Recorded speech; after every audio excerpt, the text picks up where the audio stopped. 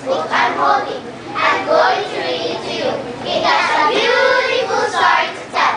Just listen well. As he was listening, Dan also looked at the pictures. He was filled with delight and wonder. Soon he was traveling in other lands. He saw unusual but nice people. He met different animals which move and talk. He visited fantastic places.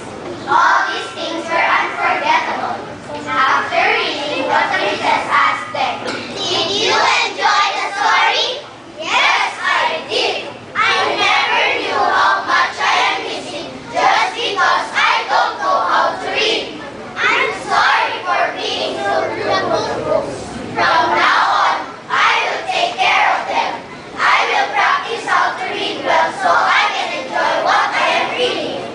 "Do you mean to say you won't set me aside anymore?" "Yes. Please forgive me for being so cruel to you." "Yay! Dan will read me now," shouted the book with rejoicing. "What a nice smile you're wearing, Dan. It is obvious that you had a wonderful dream." "Yes, I did, Mother," Dan answered, still wearing the beautiful smile.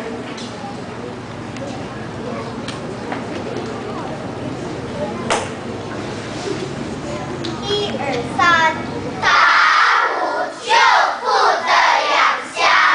从前有一个孩子名叫杨香，他是一个出名的孝子。他从小就知道要常常帮助家里的事情。在他14岁的时候，就跟爸爸在田地里工作。有一天，杨香和爸爸在田里收割麦子时，突然来了一只老虎，咬住了爸爸的腿。杨香立刻跑过去，捉住老虎的脖子，用力地打老虎。老虎害怕了，就放开杨香的爸爸，跑回山里去。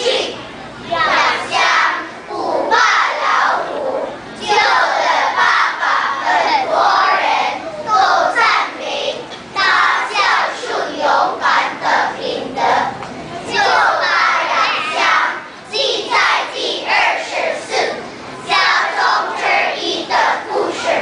老师们、同学们，谢谢你们来听我们讲故事，大家早安。